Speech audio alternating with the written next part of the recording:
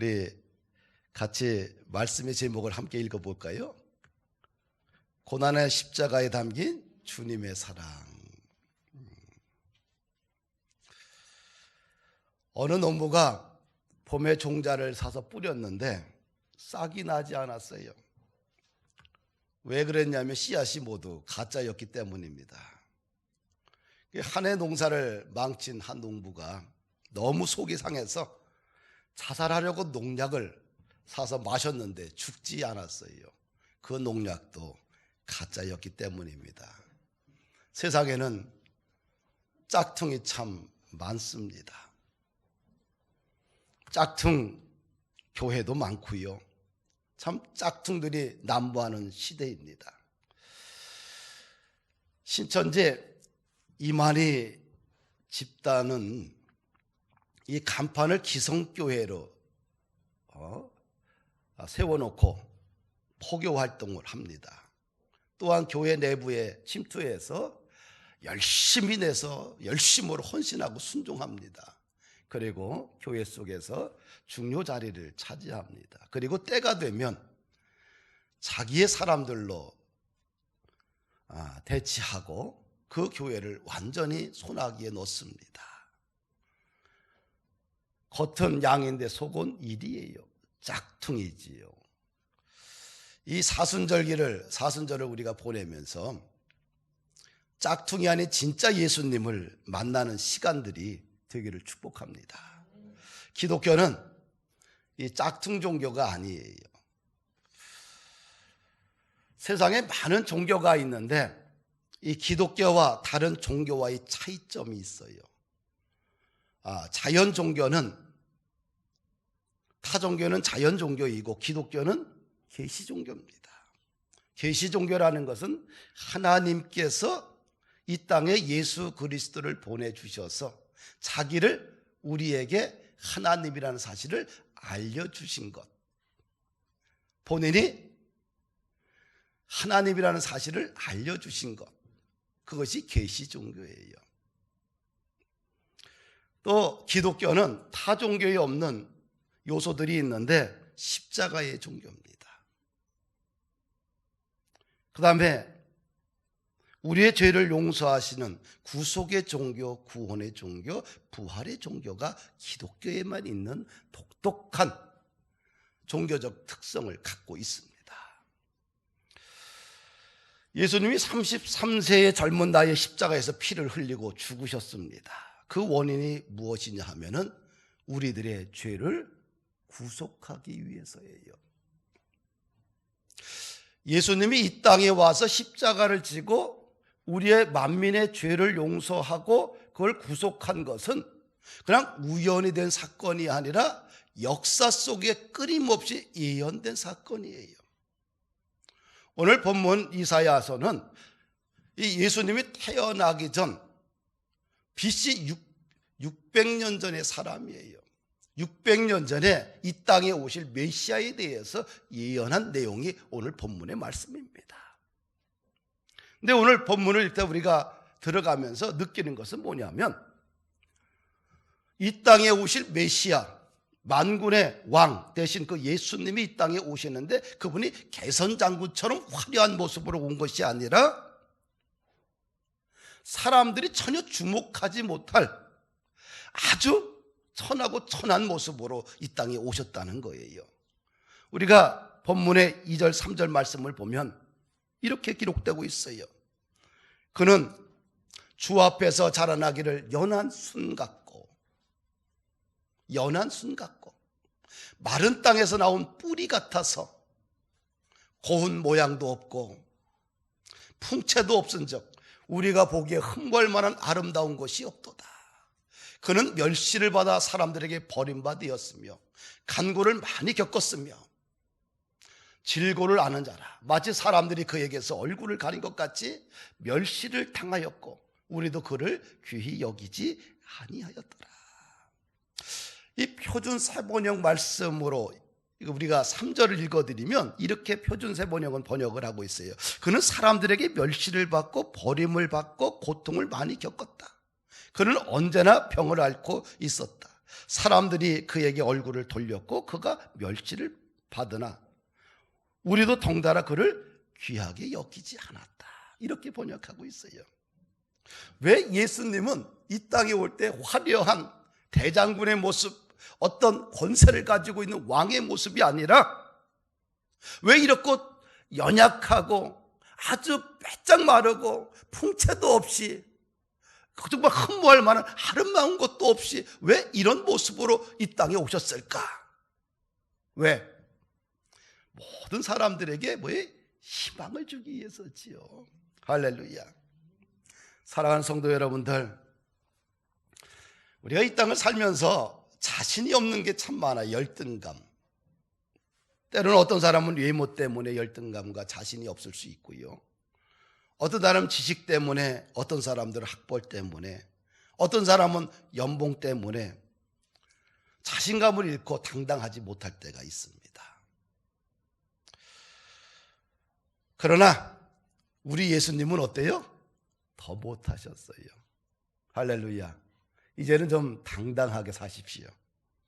할렐루야. 그런데 예수님의 외모는 사람들에게 뭔가 흠모할 만한 아름다운 것도 없고 사람들에게 어떻게 해요?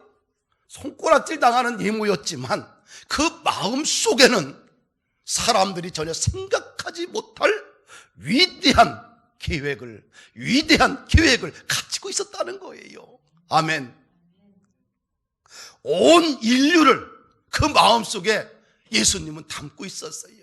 온 인류가 죄와 어둠과 저주 속에서, 절망 속에서 갇혀있는 그들에게 하늘의 영생을 주기 위해서 이 땅에 그 위대한 꿈과 비전을 품고 있었다는 거예요. 할렐루야.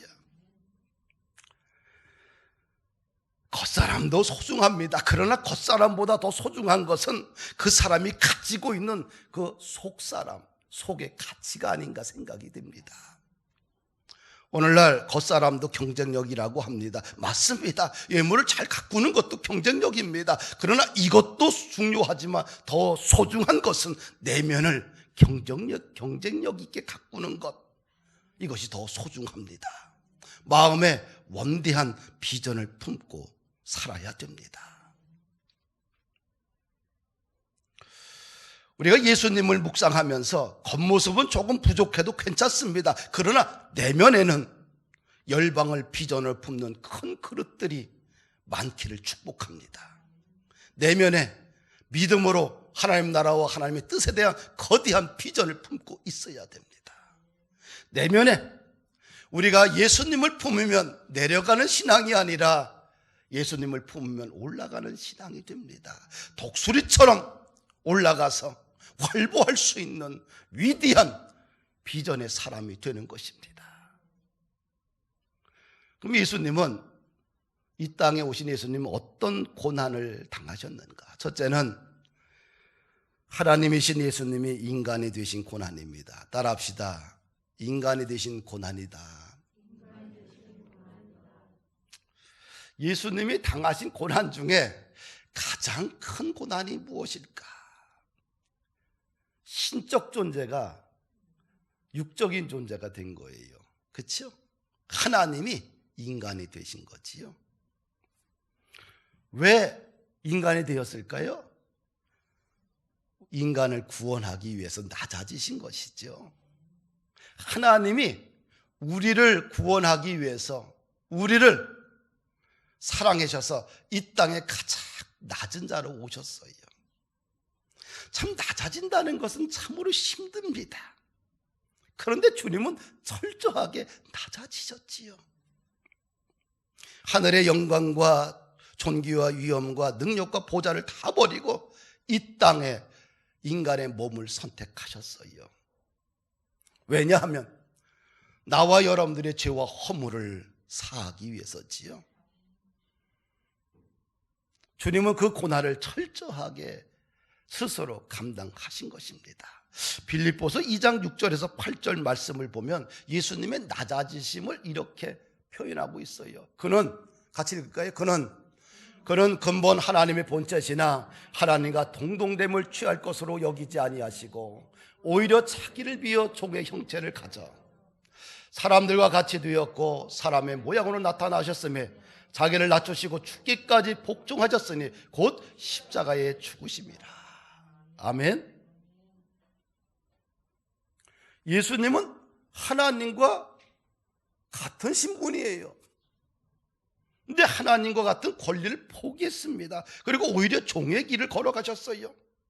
그리고 이 땅에 오셔서 십자가에 죽기까지 생명을 던져 복종하셨어요. 낮아진다는 것은 고통이지요. 고통 없이 낮아지는 것은 거의 불가능합니다. 예수님께서는 본인의 그 낮아지심에 대해서 마가복음 10장 45절에 이렇게 말씀하고 있어요. 인자가 온 것은 섬김을 받으려 함이 아니라 도리어 섬기려 하고 자기 목숨을 많은 사람의 대속물로 주려 함이라. 이 땅에 오신 목적이 뭐예요? 예수님이 섬기려 왔다. 그리고 자기 목숨을 사람들에게 다 주려고 왔다는 거예요. 낮아지심의 가장 큰 모범을 보여주셨지요. 그리고 마지막 이 땅에서 제자들의 발을 씻기시면서 너희도 이렇게 해라. 이것이 뭐예요? 제자의 길, 이것이 성도의 길, 이것이 기독인의 길이라고 스스로 그분께서 말씀해 주셨습니다. 우리가 이 고난주간을 앞에 두고 다시 한번 기독교적인 가치를 우리가 품어야 되는데, 이제 높은 자리에서 낮은 자리로 이제 내려가는 훈련이겠지요. 그래야 공동체가 살지 않겠나. 지금 한국 교회가 너무 높아졌다고 그래요. 세상 사람들은 어떻게 돼? 이제는 이제 낮아지는 거로 가야지만 코로나 이후에 한국 교회가 희망이 있지 않겠나. 이제 성도들이 굉장히 높아졌어요.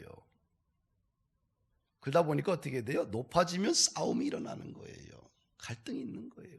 목사들도 그렇고. 좀 이제 낮아지는 거로 가야 되지 않겠나. 그래서 하나님이신 예수님이 하늘을 버리고 인간의 몸을 이 땅으로 오셨어요. 철저하게 낮아지셨지요. 그 고난을 감당하셔서 우리가 구원받고 용서받고 새 힘을 얻고 살아가는 겁니다. 두 번째, 예수님의 고난은 어떤 고난이냐? 부유하신 예수님이 가난하게 되신 것이지요. 예수님은 뭐예요? 가난한 분이 아니지요. 그렇죠? 아주 부유하신 분이에요. 부자가 가난하게 되신 거예요. 그렇죠? 예. 우리가 부자로 살던 사람이 가난하게 살면 그 고통은 엄청납니다. 저는 그렇게 부자로 살아본 적이 없어서 가난이 그렇게 힘들고 고통스럽게 느껴지지 않아요. 왜? 별로 그렇게 부유하게 살아보질 않아서요. 그래서 가난을 잘 이겨냅니다. 가난 앞에 돈이 없다고 해서 힘들고 어떻게 살지? 그런 생각을 안 해요. 왜? 그렇게 크게 부유하게 살아본 적이 없기 때문에 그래요. 근데 부자로 살던 사람이 가난하게 산다? 내려앉는다? 그거 참 쉽지 않은 겁니다. 예수님께서는 하늘을 갖고 계신 분이에요. 하늘과 땅의 모든 권세를 가지신 분인데 그분이 전혀 부족함이 없는데 그분이 이 땅에 오셔서 어떻게 살았어요? 부자로 살았어요? 가난하게 살았어요? 가난하게 살았어요. 그것도 갈릴리 시골 마을 목수의 아들로 태어나서 온갖 일을 하며 고난 가운데 정말 가난하게 살았어요. 예수님은 공생의 3년 반 동안 가난하게 살았습니다. 그래서 성경에 이런 말씀을 해요. 저 새들도 깃들 곳이 있는데 여우도 굴이 있는데 나는 머리 둘 곳 하나 없다. 자기 집 하나 없다는 거예요. 자기 몸 누울 만한 편안한 방, 공간 하나 없다는 것입니다. 오늘날로 말하면 자발적인 극빈자였어요. 무소유의 삶을 사셨다는 겁니다. 예수님께서는 그냥 부자로 살 수 있어요. 극빈자로 살 그런 사지 않고 부자로 살 수 있었습니다. 그러나 그분은 부자의 삶을 버리고 극빈자의 자발적인 삶을 선택했다는 겁니다. 할렐루야. 왜 부유하신 예수님께서 가난해졌을까? 그 이유는 간단해요. 아담과 하와 이후로 그는 인류의 최초의 조상의 죄를 지음으로 인해서 에덴 동산에서 풍부한 동산에 쫓겨나게 돼요. 그리고 나서 어떻게 해야 돼요? 땀을 흘려야 일을 해야 먹고 살 수 있어. 범죄함으로 이 땅에 뭐가 찾아왔어요? 가난의 저주가 찾아왔어요. 이 가난한 인류를 부유하게 하기 위해서 예수님께서 대신 가난해지셨다는 거예요. 할렐루야. 왜? 우리에게 부유함을 주기 위해서예요. 고린도 후서 8장 9절에 이렇게 바울 사도는 말합니다. 우리 주 예수 그리스도의 은혜를 너희가 알거니와 부유하신 자로서 너희를 위하여 가난하게 되심은 그의 가난함을 인하여 너희로 부유하게 하려 하십니다. 이 부유하신 분이 왜 이렇게 가난해졌는가? 우리를 뭐에? 부유하게 하기 위해서. 그래서 예수님 안에 있으면 우리는 어떻게 돼요?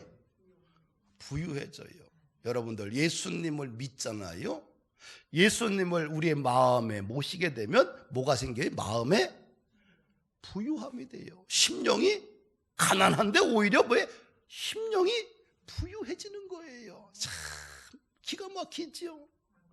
과거에는 가난함 때문에 남보다 덜 하나 가진 것 때문에 쟤는 30병 살고 나는 15병 사는 것 때문에 스트레스 받고 늘 가난하게 살았는데, 늘 창고가 없어서 힘들어했는데, 그것 때문에 슬퍼했는데, 예수님을 모시고 사니까 내 마음이 뭐예요? 세상적인 크기에 관계없이 마음이 뭐가 찾아와요? 부유함이 찾아와요. 할렐루야. 예수 믿고 구원받은 사람은 모든 저주가 사라집니다. 아브라함의 믿음을 가지고 살면 아브라함과 같은 축복의 사람이 되는 거예요. 나도 요셉처럼 살겠다라고 꿈을 꾸면 요셉처럼 뭐예요? 그 마음에 꿈과 비전을 가지고 부유한 사람이 되는 거예요. 나도 바울처럼 살겠다라고 꿈을 꾸면 그는 어떻게 돼요? 삶의 자리에서 세계 선교에 대한 비전을 가지고 준비하는 부유한 사람이 되는 거예요. 할렐루야.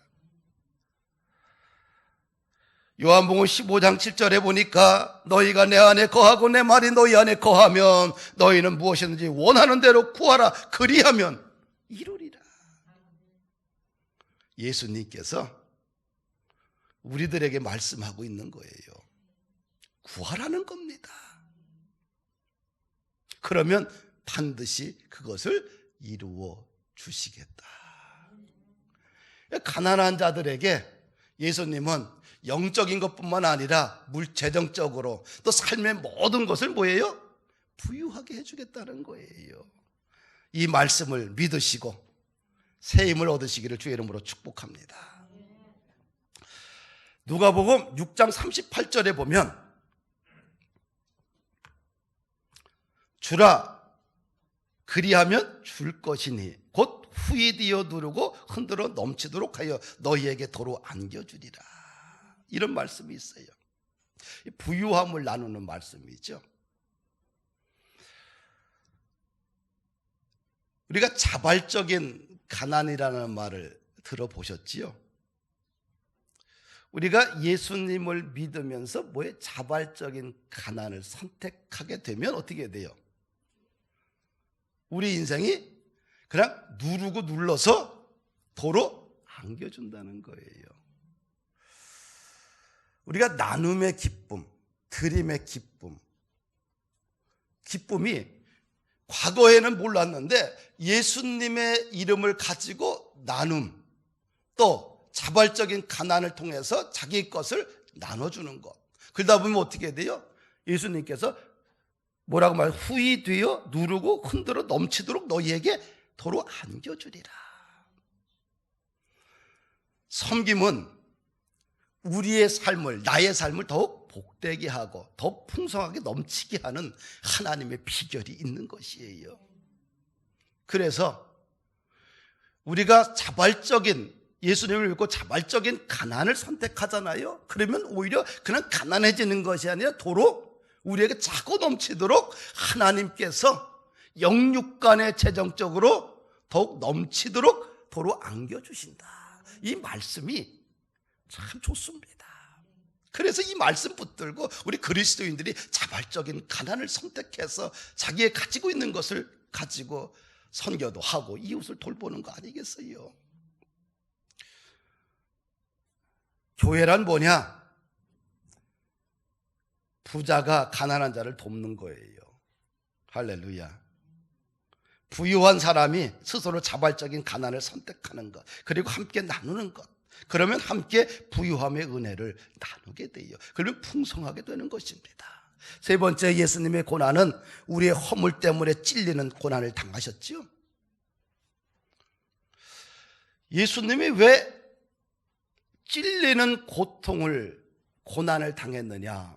우리의 죄와 허물 때문이라는 거예요. 허물이라는 것은 내가 저지른 잘못을 허물이라고 합니다. 왜 예수님이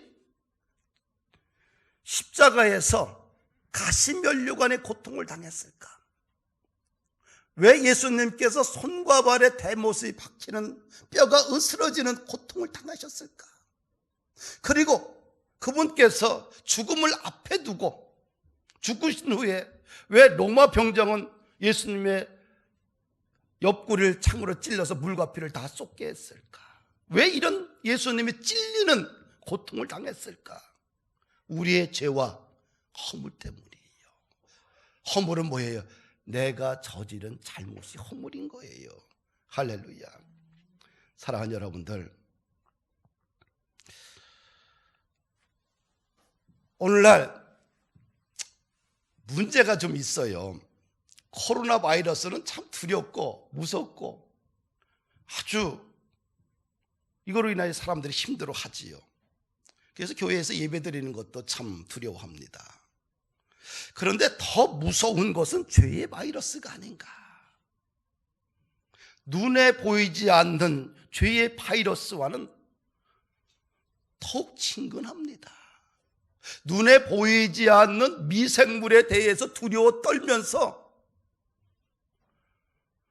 우리 속에 있는 진짜 더럽고 추한 영적인 이 바이러스, 이 무서운 죄악의 바이러스에 대해서는 전혀 무감각해요.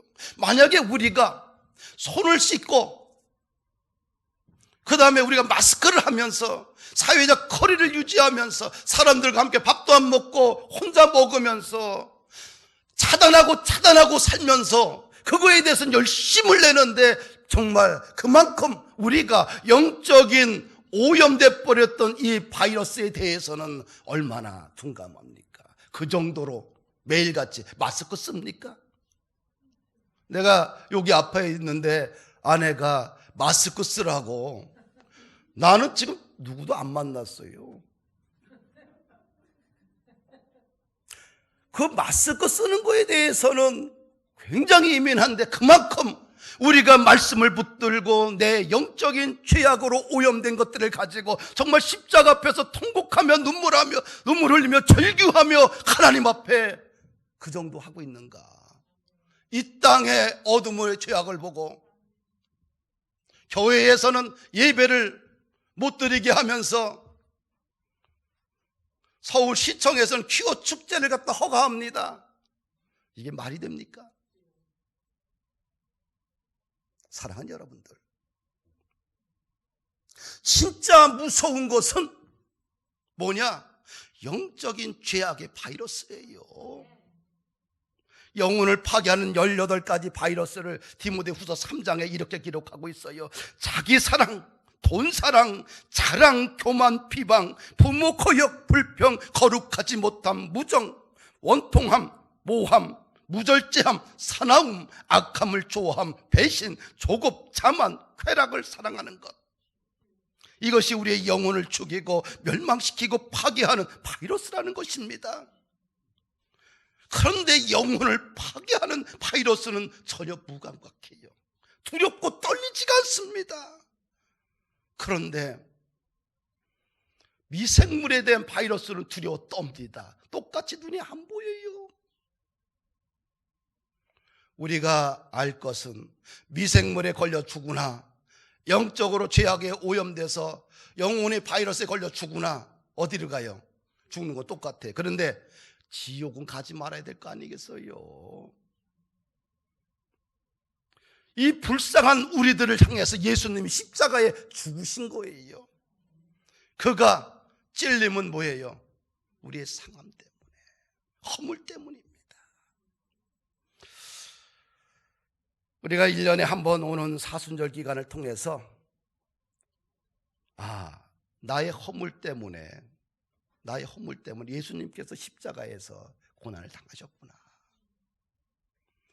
그 사랑을 다시 한번 기억하면 참 좋겠다. 할렐루야. 네 번째로 오늘 본문에 보면 예수님의 고난은 우리의 죄악 때문에 상함을 받았습니다. 할렐루야. 예수님이 당하신 모든 고통은 우리의 죄 때문입니다. 예수님이 받은 그 상처들은 우리의 악함, 죄 때문에 받았다는 거예요. 율법을 보면 죄악을 용서받기 위해서는 반드시 제물이 필요하잖아요. 구약에 보면 사람이 죄를 짓고 나서 죄를 용서받기 위해서는 양을 속죄제로 드립니다. 양이 제단에서 죽임당하잖아요.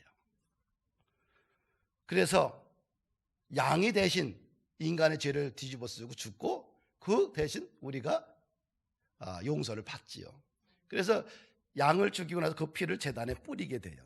그런데 양이 대신 죽어서 피 흘리고 그 다음에 사람이 대신 용서받는 거예요.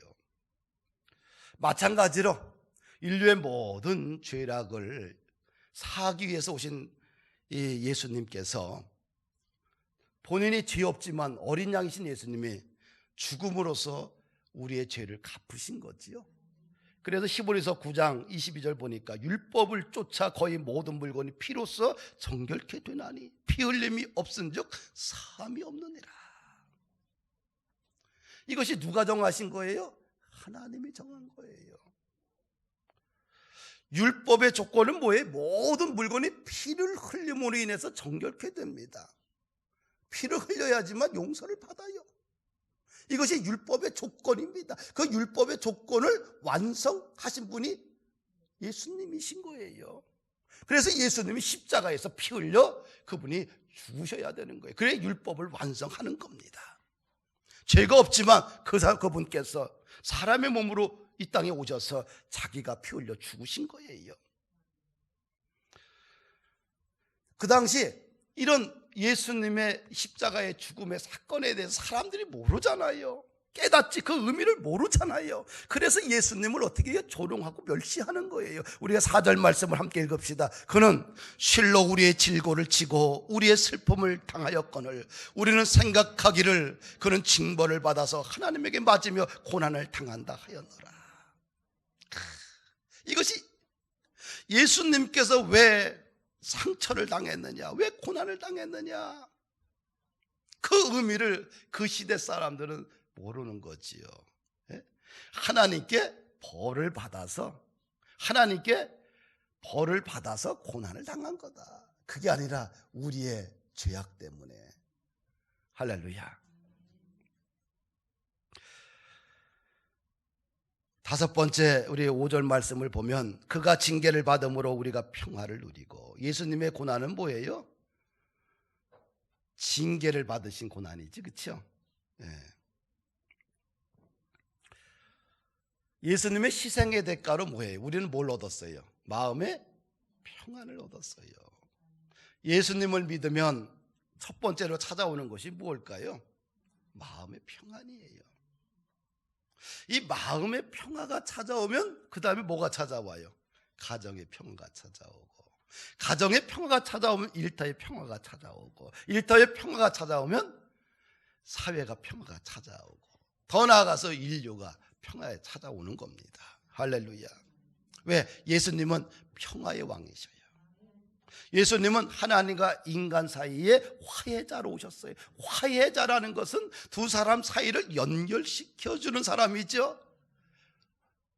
또 평화의 사도로 오신 것입니다. 할렐루야.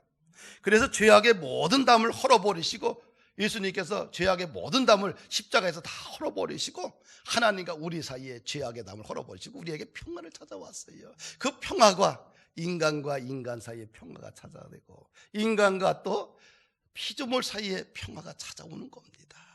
할렐루야. 그래서 이사야 9장 7절에 보니까 이사야 선지자가 이렇게 예언을 해요. 그 정사와 평강이 더함이 무궁하며 또 다윗의 위에 앉아서 그 나라를 굳게 세우고 자금 이후 영원토록 공평과 정의로 그것을 보존하실 것이라.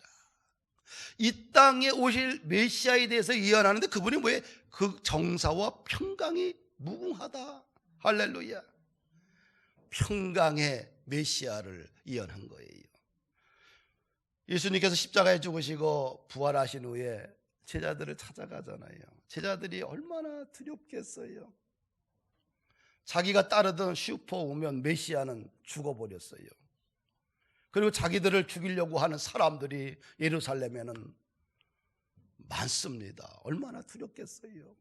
그런데 부활하신 예수님이 찾아가서 그들에게 첫 마디가 뭐예요? 너희에게 평강이 있을지어다. 아멘. 마음이 세상은 국난으로 세상은 뒤집어져도 그런 내 마음이 평안하면 평안한 거예요. 세상이 평화로워도 내 마음이 불안하면 불안한 거예요. 그 불안과 평안의 이 종이 한 장, 보이지 않는 이 종이 한 장을 어떻게 뚫고 나갈 수 있느냐. 많은 사람들이 국난 앞에서 내 인생에 대해서 불안해하고 염려하고 혹시 처음 만난 저 사람을 통해서 바이러스가 옮기지 않을까 별별 걱정을 하며 살아가는데 이 불안과 평화 이 사이에 보이지 않는 이 종이 한 장보다도 이 간격이 얇은데 그 간격을 뚫고 나갈 수 있는 것이 어떤 힘이냐? 예수님이 우리 심령 속에 들어오면 순식간에 불안과 염려와 공포가 평안으로 내 일터에 대한 공포감이 순간 그냥 평안으로 하나님이 책임져 주실 것이다, 도우실 것이다, 그런 믿음으로 확 바뀌게 돼요. 할렐루야. 왜? 예수님께서 친히 징계를 받으시기 때문에. 아멘. 여섯 번째, 예수님이 당하신 고난은 뭐냐? 우리의 건강을 위해서 채찍에 맞으셨지요. 그렇죠? 5절 보면 그가 채찍에 맞음으로 우리가 답을 입었도다. 건강이 얼마나 소중합니까? 건강을 잃어버리고 나 보면 건강이 참 소중하다는 걸 안다고 그래요. 코로나로 인하여서 확진자들 중에 많은 사람들이 병원에 입원했을 거 아니에요.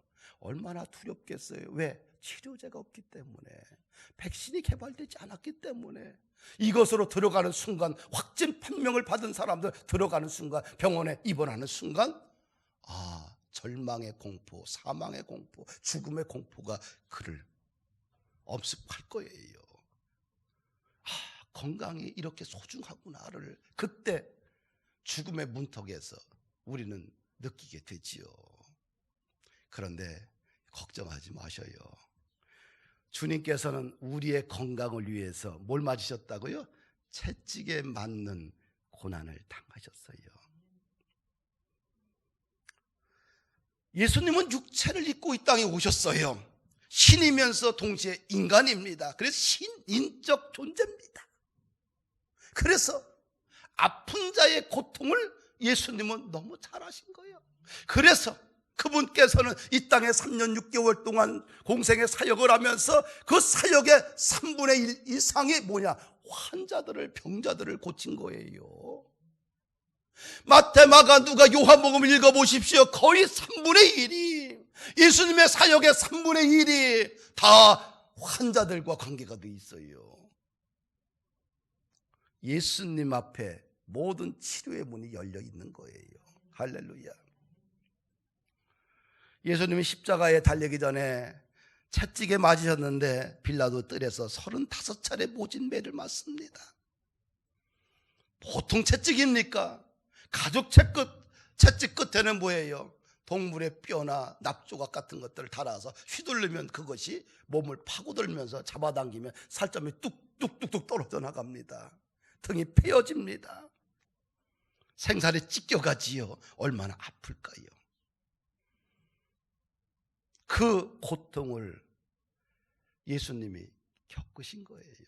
우리가 질병이라는 것 정말 걸려보면 그 고통이 얼마나 심한지 모릅니다. 우리의 아픔을 아시는 주님이에요. 사랑하는 여러분들, 죄가 없는 예수님이 우리 대신 매를 맞으셨어요. 왜 맞았느냐? 병들어 아픈 자의 질병을 치료해 주기 위해서 대신 맞으신 거예요.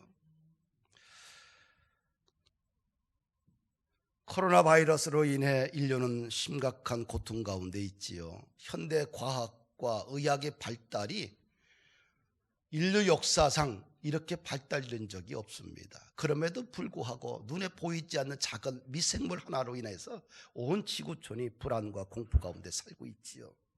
참 인간이 대단한 것 같은데 참으로 아무것도 아니라는 사실을 우리는 알게 됩니다. 주님이 이 땅을 고쳐주셔야지만 치료가 됩니다. 그래서 이 땅에 주님의 국률이 필요해요. 그가 채찍에 맞음으로 우리가 나음을 입었도다. 사랑하는 성도 여러분들, 여러분들이 살다 보면 건강의 문제로 인하여서 참 남모를 아픔과 고통 가운데 있을 때 그때 현대의학도 절대적으로 필요하지만 먼저 뭐예요? 예수님이 나를 위해서 십자가에서 채찍에 맞으면서 온몸이 상하셨구나. 그 고통을 예수님이 아셨구나. 그 예수님 앞에 기도하면서 하나님, 나를 치료해 주세요. 나에게 건강을 주세요.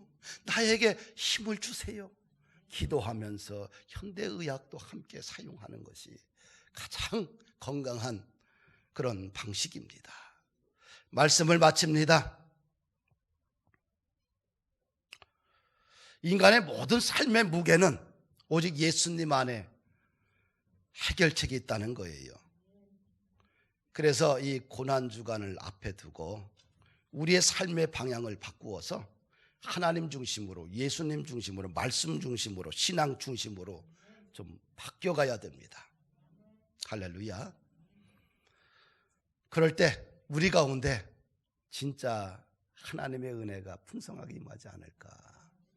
오히려 이런 고난의 세월을 통해서 우리 믿음이 더욱 강건해졌으면 좋겠습니다. 어떤 교회에서, 대형 교회에서 예배를 주일날 영상으로 예배를 드렸는데 이 퍼센트를 따져봤대요. 성도들이 몇 명이나 봤는가 보고 그 얼마나 예배를 드렸는가 가정에서 봤더니 평균 15분 드렸다고 그래요.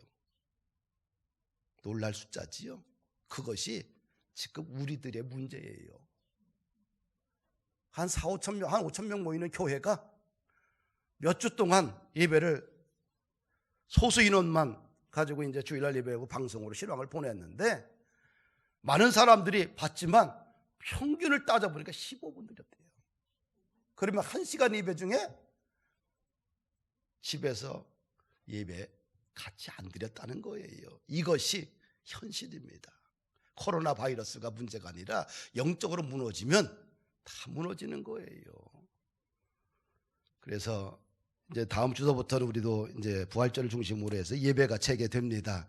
그리고 모든 것이 다 원래 상태로 돌아가게 됩니다.